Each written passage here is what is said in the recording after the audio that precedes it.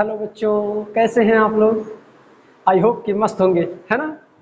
चलिए हम आगे बात करते हैं इसी में कि संधारित्र का सिद्धांत क्या होता है, मतलब प्रिंसिपल ऑफ कैपेसिटर क्या होता है, इस पर डिस्कशन करते हैं। अच्छा छोड़िए इसको, इससे पहले हम प्रिंसिपल ऑफ कैपेसिटर की बात करें उससे पहले हम बात करेंगे एक बार संधारित्र की। किसकी बात करेंगे? संधारित्र की। चलिए बोलिए, संधारित्र किसे कहते हैं, कैपेसिटर किसे कहते हैं? बोलिए, आपसे बात कर रहा हूं। कोई ऐसा सिस्टम हो, कोई ऐसी युक्ति हो जो किसी भी, आप एक चीज जानते हैं बहुत पहले से कि कोई भी वेसल हो या कोई भी कंडक्टर हो, उस पर आवेश आने की, उस पर आवेश के संचित रहने की एक लिमिट होती है, एक सीमा होती है। उस सीमा के बाद जितने भी आवेश उस पर आप देंगे वो सारे आवेशों का डिस्चार्जिंग हो जाएगा, यानी कि क्षरण हो जाएगा वायु में। तो वायु में तो क्षरण हो जाएगा, चलिए ठीक है। पानी का गिलास गिलास जब भर जाएगा तो पानी बाहर चला जाएगा, सही है। लेकिन एक ऐसी युक्ति बनाई गई, एक ऐसा सिस्टम बनाया गया जिस सिस्टम से उस गिलास के पानी की क्षमता को बढ़ा दिया जाए, संधारित्र कहलाता है। या किसी चालक राड के आवेश को संचित करने की क्षमता को बढ़ाना ही, मतलब एक निकाय के क्षमता को बढ़ा देना संधारित्र कहलाता है। राइट, संधारित्र समझ में आ गया। अब बात करते हैं हम इसका प्रिंसिपल ऑफ कैपेसिटर की, मतलब संधारित्र का सिद्धांत क्या होता है। आइए बात करते हैं। एक हम निकाय के थ्रू बात करेंगे। मान लीजिए एक कोई बॉडी है ए जो चार्ज है, आवेशित बॉडी हमने कोई ले लिया है। अब ये आवेशित बॉडी है, इसके पास में कोई अनावेशित बॉडी हमने बी रख दिया। ए एक आवेशित बॉडी है, इसके सॉरी इसके पास में एक हमने अनावेशित बॉडी रख दिया। सोचिए जब आवेशित पिंड के या बॉडी के पास में जब ये पिंड आएगा, ए के पास में जब ये आएगा तो इसमें प्रेरण उत्पन्न होगा। प्रेरण की वजह से इस पर क्या होगा, ये पॉजिटिव चार्ज है तो इधर क्या होगा, निगेटिव चार्जेस आ जाएंगे। बोलिए, निगेटिव चार्जेस आ जाएंगे और इसके अपोजिट फेस पर दूसरे सतह पर पॉजिटिव चार्जेस आएंगे। बोलिए ठीक है ना, क्लियर। हमने क्या किया, दोबारा इसको उठा करके क्या कर दिया, ग्राउंड कर दिया, मतलब हमने इसको पृथ्वी से जोड़ दिया। जब हमने बॉडी को, ध्यान दीजिएगा, ये आवेशित है और ये अनावेशित है। तो जब ये आवेशित बॉडी के कांटेक्ट में आने से, कांटेक्ट में नहीं, पास में आने से प्रेरण की वजह से इस पर निगेटिव चार्ज आ जाएगा। और जब इसको आप अर्थ करेंगे तो अर्थ करते ही ये सारे पार्ट अपोजिट चार्जेस गायब हो जाएंगे, मतलब ये सारे के सारे पृथ्वी पर चले जाएंगे। बोलिए, इसके कारण इसके विभव में वृद्धि होगी। बोलिए, इसके कारण इसके विभव में वृद्धि होगी। जब इसके विभव में वृद्धि हो जाएगी तो सिंपल सी बात है, इसकी क्षमता क्या हो जाएगी, बढ़ जाएगी। फिर से एक बार, कोई आवेशित पिंड ए है और कोई अनावेशित पिंड बी है। इसको इसके पास, मतलब ए के पास में हम बी को ले जाते हैं। जब हम बी को लेकर जाते हैं तो ये इस पर क्या होता है, इसके निकट में आने की वजह से जो इसके पास में निकटवर्ती जो पृष्ठ है, इस पृष्ठ पर क्या हो जाएगा, ऋणात्मक आवेश उत्पन्न हो जाएगा। बोलिए, तो जब इस पर ऋणात्मक आवेश उत्पन्न हो जाएगा तो प्रेरण के कारण ये जो भाई ये जो उत्पन्न हो रहा है किसके, इंडक्शन की वजह से ही तो उत्पन्न हो रहा है। इस पर निगेटिव चार्ज और इस साइड में क्या हो जाएगा, पॉजिटिव चार्ज आ जाएगा। बोलिए, अब हमने इसको क्या कर दिया, पृथ्वी से जोड़ दिया। जैसे हम इसको ग्राउंड करेंगे तो हम देखेंगे इसमें वैद्युत विभव, इसकी वजह से वैद्युत विभव घटेगा और ये जब चार्ज की वजह से वैद्युत विभव इसमें बढ़ेगा। जब ये यहाँ आ जाएगा इसमें वैद्युत विभव बढ़ जाएगा। वैद्युत विभव में वृद्धि जो हो रही है ये उसकी अपेक्षा से अधिक, मतलब जितना पहले था उससे अधिक हो रहा है, इसलिए ये क्या हो जा रहा है, इसकी क्षमता बढ़ जा रही है। इस इंडक्शन की वजह से, इस प्रोसेस की वजह से इसकी क्षमता में वृद्धि हो जा रही है। यही क्या कहलाता है? संधारित्र का सिद्धांत कहलाता है। क्या कहलाता है? संधारित्र का सिद्धांत, मतलब प्रिंसिपल ऑफ कैपेसिटर कहलाता है। बोलिए क्लियर? अब जो प्रिंसिपल ऑफ कैपेसिटर है, इसमें थोड़ी सी बातें और जाननी है। प्लेटें, संधारित्र की प्लेटें, संधारित्र की प्लेटें क्या चीज होती है? संधारित्र की प्लेटें,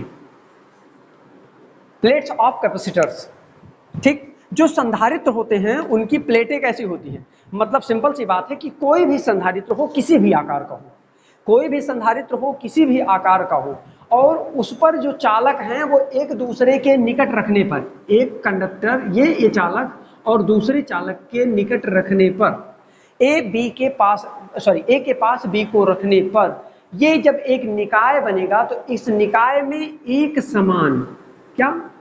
एक समान आवेश होगा। जब ये निकाय बन जाएगा तो क्या होगा? इस पर एक समान आवेश होगा, उनका परिमाण क्या होगा? समान होगा, समान परिमाण के होंगे। और साथ में क्या होगा? जब इनका परिमाण भी समान होगा, लेकिन ध्यान रहे ये विपरीत परिमाण के होंगे। समान तो होंगे लेकिन विपरीत परिमाण के होंगे। मतलब परिमाण बोल दो या आवेश, विपरीत आवेश के होंगे या विपरीत प्रकृति के होंगे, जो आप चाहें बोल सकते हैं। तो ये विपरीत प्रकृति के होंगे, और जब ये विपरीत प्रकृति के होंगे तो इनके जो दोनों प्लेटें हैं, ये जो विपरीत प्रकृति के, मतलब एक समान आवेश होंगे, समान परिमाण के होंगे, विपरीत आवेश के या विपरीत प्रकृति के होंगे, है ना। तो इन चालकों को, चालक ए और चालक बी को हम संधारित्र की प्लेटें कहेंगे। क्या कहेंगे? संधारित्र की प्लेटें कहेंगे। अब आप जानते हैं कि जो संधारित्र होता है वो कैसे होता है? संधारित्र C = Q/V। बोलिए, संधारित्र का एक फार्मूला आपने पढ़ा था क्या? कि मान लीजिए कि दो प्लेटें हैं और एक प्लेट पर प्लस Q चार्ज है और दूसरे प्लेट पर माइनस Q चार्ज है। एक प्लेट पर प्लस Q चार्ज है, दूसरे प्लेट पर माइनस Q चार्ज है। इनके बीच में मान लेते हैं जो ये प्लेटें हैं, इन प्लेटों के बीच में विभवांतर V है। इनके बीच में विभवांतर क्या है? विभवांतर V है। अगर विभवांतर V है तो संधारित्र की धारिता, तो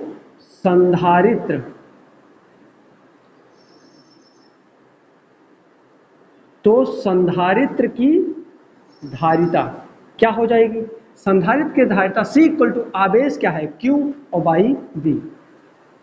ये आपने पहले भी पढ़ा था। अगर हम इसके आवेश की मात्रक की बात करें तो इसका मात्रक होगा कूलाम पर वोल्ट, C/V। इसी को आप फैराड कहते हैं। क्या कहते हैं? फैराड, जिसको कैपिटल F से रिप्रेजेंट करते हैं। बोले ये क्या है? SI मात्रक है। अच्छा, एक बार सोचिए कि हम मान लें इन दोनों के बीच में विभवांतर, दोनों प्लेटों के बीच विभवांतर क्या हो जाए? यदि दोनों प्लेटों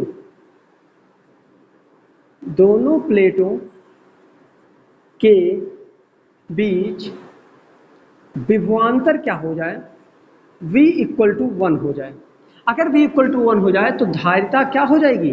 धारिता = आवेश हो जाएगा। C = Q/V होगा, V = 1 हो जाएगा। बोलिए, तो V = 1 होने पर C = Q, मतलब मैं कह सकता हूं कि किसी संधारित्र की धारिता उसके आवेश की उस मात्रा के बराबर होती है जो उन प्लेटों को देने पर उनके बीच में एकांक या इकाई विभवांतर उत्पन्न होता है।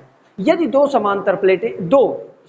संधारित्र प्लेटें एक दूसरे के पास रखी हो और उनके बीच में विभवांतर 1 हो या इकाई हो, तो उस समय संधारित्र की धारिता बराबर उस पर उपस्थित आवेश।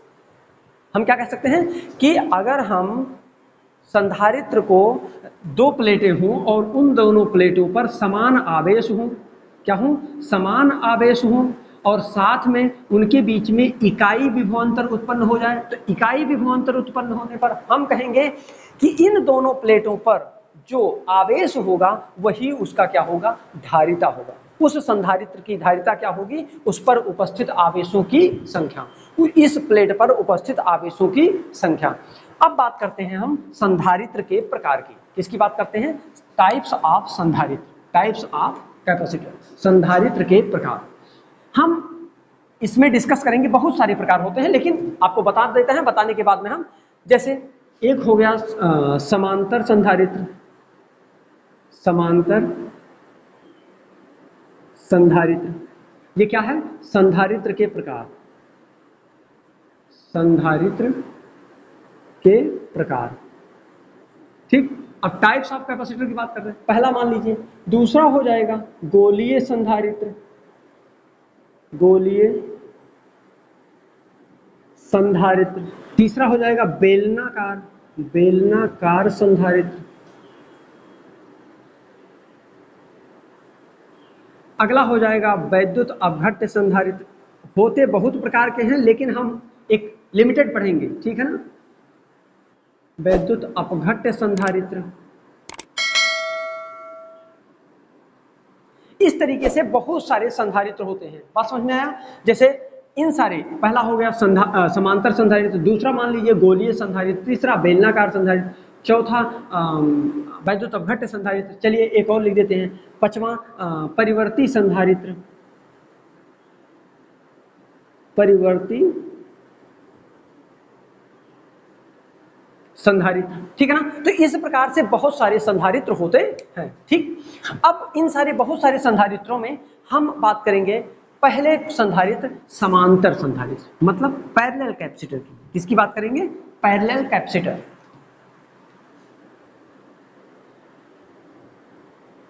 पैरेलल कैपेसिटर, ठीक। इसे हम क्या कहते हैं? समांतर संधारित्र, समांतर संधारित्र, ठीक है ना। अब देखिए समांतर संधारित्र किसे कहते हैं, आइए इस पर डिस्कशन करते हैं। मैं मान लेता हूं कि एक प्लेट है और एक प्लेट x है और एक प्लेट y। मान लीजिए ये प्लेट x है, ये प्लेट y है। मान लेता हूं जो प्लेट x है इस पर धन आवेश है। कौन सा आवेश है? धन आवेश है। और जो प्लेट y है उस पर कौन सा आवेश है? ऋण आवेश है, ठीक है ना। मैं मान लेता हूं इनके बीच में जो इलेक्ट्रिक फील्ड होगा वो क्या है? E है, और उसका डायरेक्शन क्या है? Left to right. इस पर इलेक्ट्रिक फील्ड कितना है? E है, मान लेता हूं, ठीक। अब देखिए इसको हमने क्या किया, इसको हमने एक प्लस क्यू चार्ज दिया, इसको हमने क्या कर दिया? प्लस क्यू चार्ज दिया। और इसको हमने क्या किया? ग्राउंड कर दिया। क्या कर दिया हमने? जैसे आप अर्थ कहते हैं, अर्थ कर दिया, या पृथ्वी से जोड़ दिया इसको, ऐसा समझो। इसको हमने क्या किया? पृथ्वी से जोड़ दिया। अच्छा, जब सोचो, जब हम इसको पृथ्वी से जोड़ देंगे और ये भी मान लेते हैं कि ये जहां हम एक्सपेरिमेंट कर रहे हैं वहां उस माध्यम का, वहां क्या है? माध्यम का परावैद्युतांक, माध्यम का परावैद्युतांक क्या है? मान लेते हैं कि कैपिटल के। जहां हम प्रैक्टिकल कर रहे हैं उस समय वहां परावैद्युतांक क्या है? क्यू। अच्छा, एक चीज और मान लीजिए, इसका मान लेते हैं आवेश घनत्व। जैसा यहां हम बोल रहे हैं वैसे आपको लिखना भी है स्टेटमेंट, आवेश घनत्व। मैं कह देता हूं आवेश घनत्व इसका प्लस सिग्मा है और इसका आवेश घनत्व कितना है? माइनस सिग्मा है, ठीक। इसका आवेश घनत्व प्लस सिग्मा है और इसका आवेश घनत्व माइनस सिग्मा है, ठीक। अच्छा सोचिए एक बार कि अगर आपसे पूछूं मैं कि जो सिग्मा होता है वो क्या होता है, तो सिग्मा इक्वल टू आप जानते हैं Q बाई A होता है। और मान लीजिए A क्या है? अभी नहीं लिखा हमने। मान लीजिए एकांक क्षेत्रफल है, एकांक क्षेत्रफल सदिश मान लीजिए, एकांक क्षेत्रफल सदिश है, ठीक। क्या? A, बोलिए। तो सिग्मा इक्वल टू क्या हो जाएगा? Q by A। ये आप बहुत पहले से पढ़ते आ रहे हैं, इसको आप समीकरण 1 मान करके छोड़ दीजिए, ठीक। अच्छा, जब ये एक समान वैद्युत क्षेत्र में है, अभी हमने करके दिखाया, हमने बताया कि ये क्या है? एक समान वैद्युत क्षेत्र में है। जब ये एक समान वैद्युत क्षेत्र में है तो इन पर वैद्युत क्षेत्र की तीव्रता भी होगी, बोलिए। तो इन और इनके बीच की दूरी मान लीजिए स्मॉल d है। इनके बीच की दूरी मान लीजिए क्या है? Small d। ये स्मॉल d लिखा हुआ है, ठीक। तो एक समान वैद्युत क्षेत्र की तीव्रता क्या होगी वो बोलो। तो हम लिख सकते हैं प्लेटों के बीच, प्लेटों के बीच वैद्युत क्षेत्र, वैद्युत क्षेत्र की तीव्रता E है। बोलिए, तो वैद्युत क्षेत्र की तीव्रता तो E होती है। E इक्वल टू होता क्या है? सिग्मा अपान एप्सिलॉन नॉट, जो कि आप जानते हैं, लेकिन यहाँ परावैद्युतांक K है, इसलिए K परावैद्युतांक के साथ में हो जाएगा। बोलिए, यानी वैद्युत क्षेत्र की तीव्रता E equal to sigma upon K epsilon naught. क्या हो जाएगा? K epsilon naught. अच्छा, आपसे ये पूछें ये एप्सिलॉन नॉट क्या है? एप्सिलॉन नॉट निर्वात में परावैद्युतांक है। क्या है? निर्वात का परावैद्युतांक। ठीक, अब निर्वात का परावैद्युतांक हो गया। अब थोड़ी सी बात और, इन दोनों बीच के दूरी क्या है? इन दोनों बीच के दोनों प्लेटों के बीच की दूरी क्या है? d है।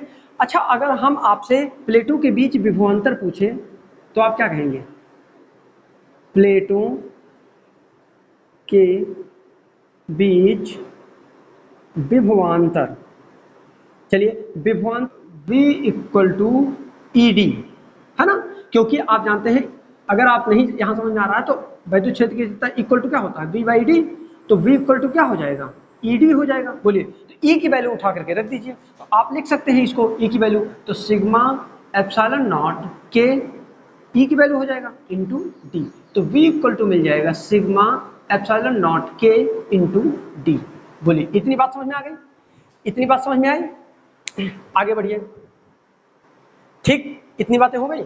अब हम इसको इरेज करते हैं, क्योंकि इसकी अभी हमको जरूरत पड़ेगी। ठीक है ना, हम यहां लिख देते हैं।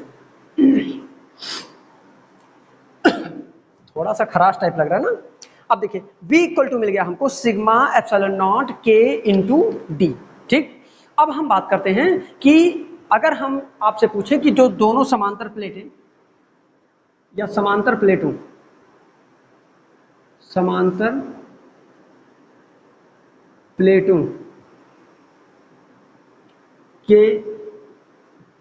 प्लेटों से बने संधारित्र की धारिता। बोलिए, क्या पूछ रहे हैं? कि समांतर प्लेटों से बने संधारित्र की, समांतर प्लेटों से बने संधारित्र की धारिता अगर हम पूछें कि धारिता, अच्छा धारिता इक्वल टू होता क्या है? धारिता इक्वल टू धारिता C होता है, तो C इक्वल टू क्या होता है? Q by V। बोलिए, तो Q बाई V की वैल्यू हम यहाँ से उठा कर रख सकते हैं, तो हम इसको लिख सकते हैं C इक्वल Q अपान V की वैल्यू है sigma epsilon naught K into D. बोलिए, क्या आप इसको थोड़ा सा और एडजस्ट कर सकते हैं? हाँ, तो इसको हम लिख सकते हैं, ये ऊपर चला जाएगा, तो ये हो जाएगा Q epsilon naught K upon sigma into D. बोलिए, ठीक है, क्या मिल जाएगा?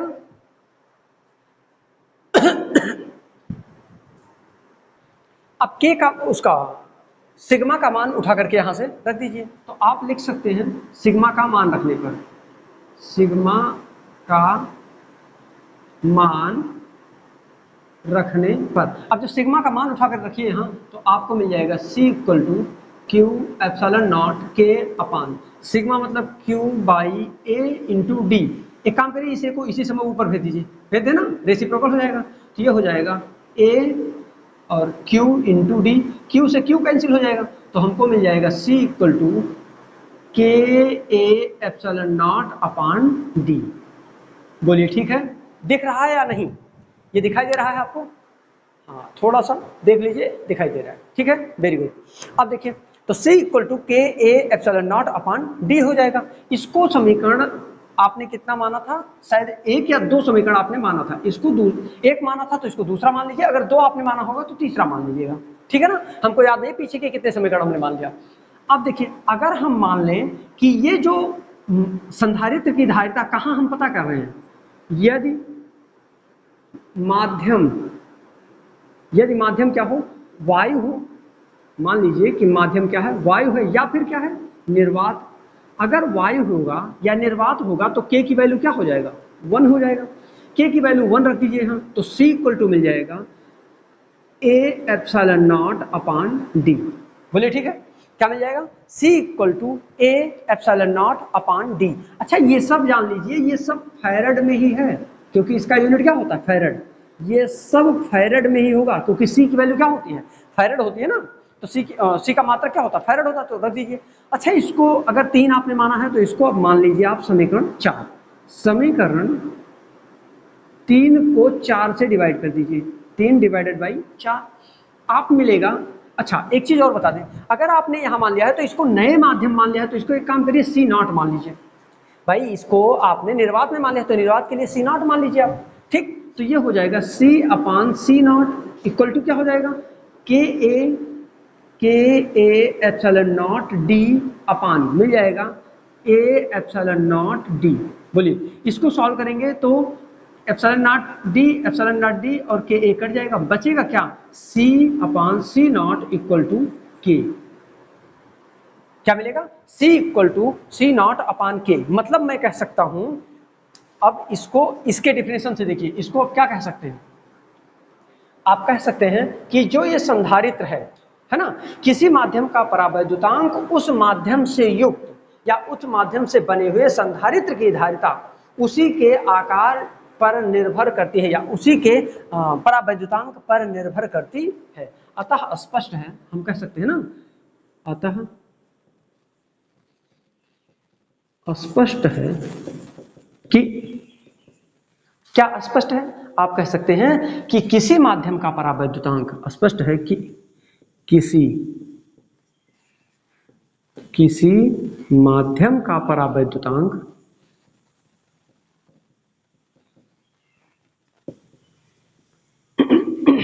किसी माध्यम का परावैद्युतांक उस माध्यम से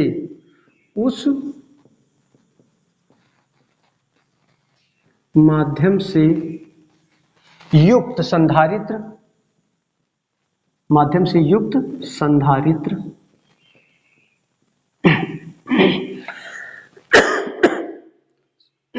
संधारित्र की स्पष्ट है कि किसी माध्यम का परावैद्युतांक उस माध्यम से युक्त संधारित्र की धारिता, संधारित्र की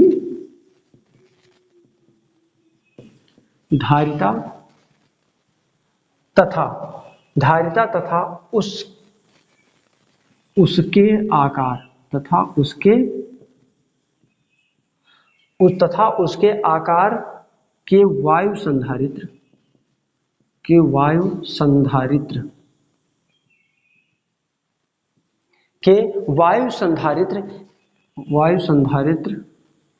स्पष्ट है कि किसी माध्यम के परावैद्युतांक उस माध्यम से युक्त संधारित्र की धारिता तथा उसके आकार के वायु संधारित्र की धारिता के